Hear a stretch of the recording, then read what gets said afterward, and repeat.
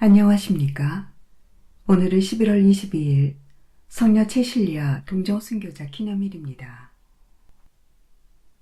루카복음사가는 예수님의 다시 오심과 연결하여 미나의 비유를 설명합니다. 하느님 나라가 올 때 예수님께서 메시아로서 행하실 심판을 예고하기 때문입니다. 당시 유다인들처럼 제자들도 하느님 나라가 갑자기 닥쳐오리라 생각하였습니다.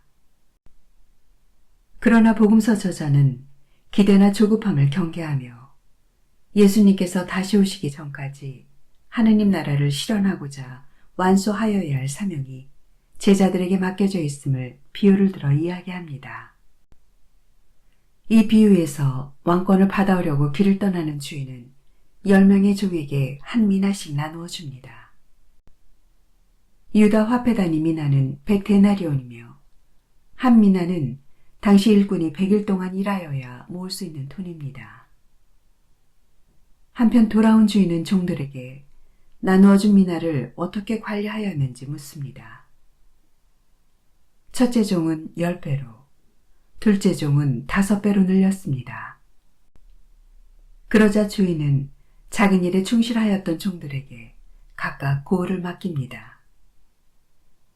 그러나 다른 종은 전에 이것을 수건에 싸서 보관해 두었습니다. 주인님께서 냉혹하신 분이어서 가져다 놓지 않은 것을 가져가시고 뿌리지 않은 것을 거두어 가시기에 저는 주인님이 두려웠습니다. 라고 답합니다. 그러자 주인은 게으르고 악에 찬 종의 말대로 그에게 혹독한 판결을 내립니다. 물론 이 비유에서 마지막 종에 대한 주인의 처우가 조금 부당하거나 불공평하게 보일 수 있습니다. 그러나 주인의 결정은 예수님을 메시아로 알아보지 못한 불충한 유다인들에게 내려질 심판을 빗대어 설명하는 것으로 파악됩니다.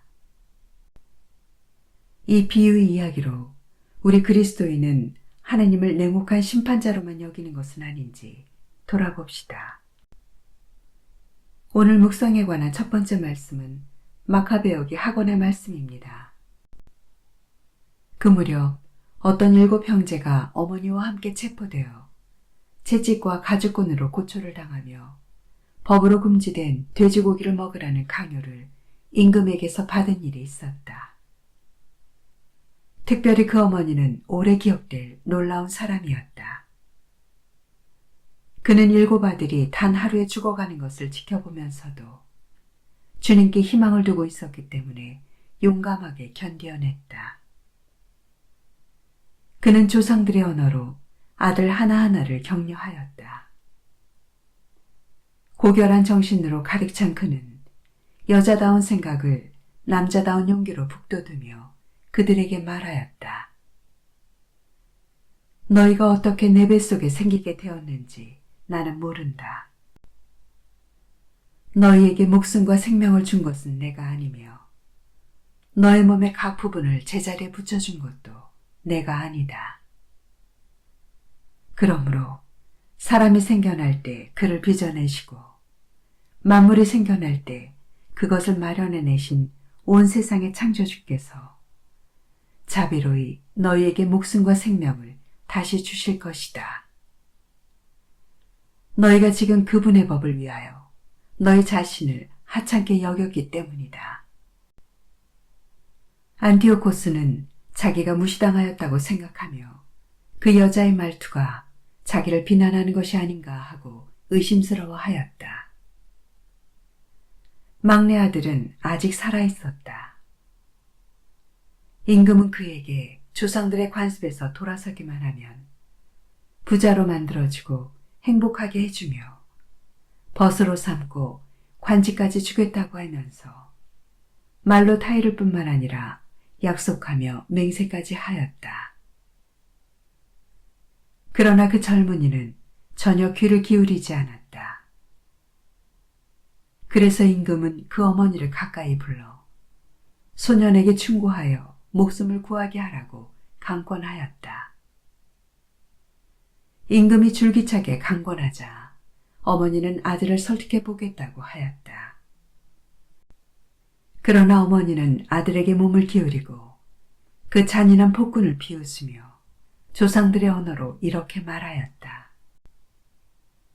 아들아, 나를 불쌍히 여겨다오.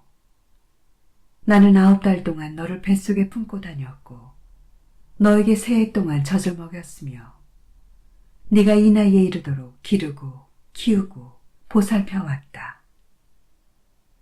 얘야, 너에게 당부한다.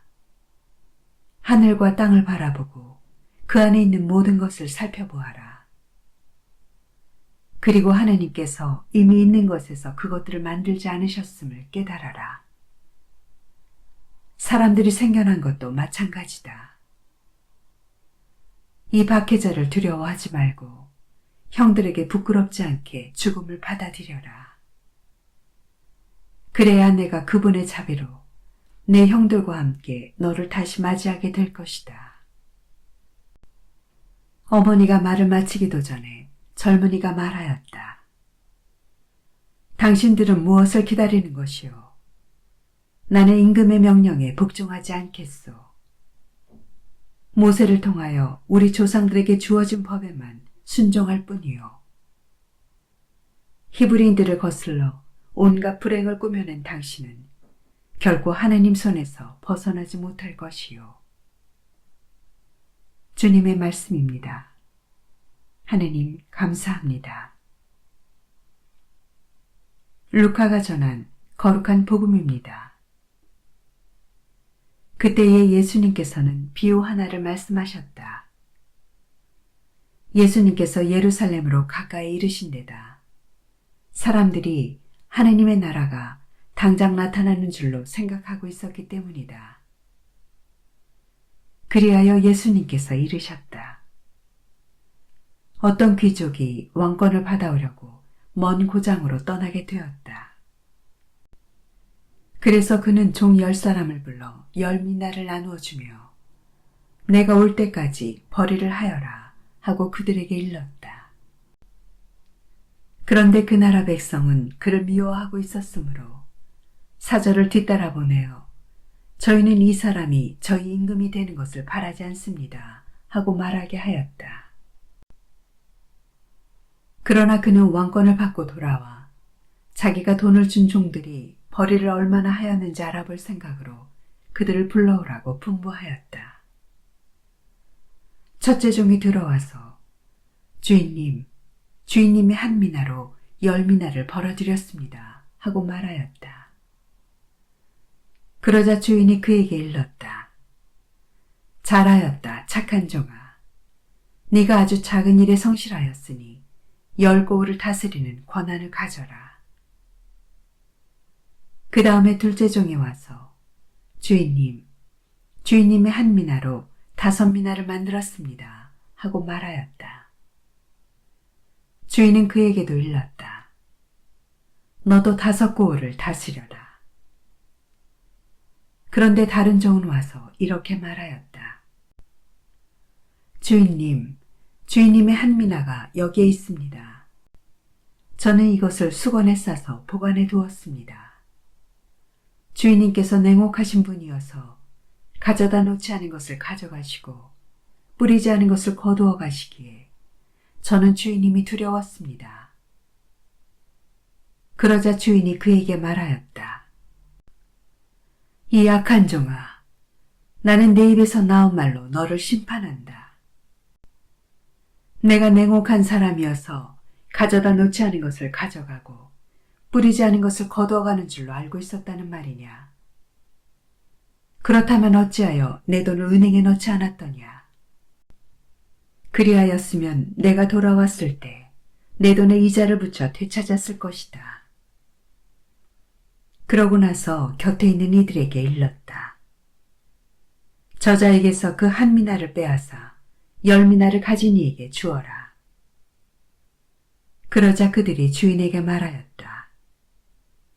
주인님, 저희는 10미나나 가지고 있습니다. 내가 너희에게 말한다. 누구든지 가진 자는 더 받고 가진 것이 없는 자는 가진 것마저 빼앗길 것이다. 그리고 내가 저희들의 임금이 되는 것을 바라지 않은 그 원수들을 이리 끌어다가 내 앞에서 처형하여라. 예수님께서는 이 말씀을 하시고 앞장서서 예루살렘으로 오르는 길을 걸어가셨다. 주님의 말씀입니다. 그리스도님 찬미합니다.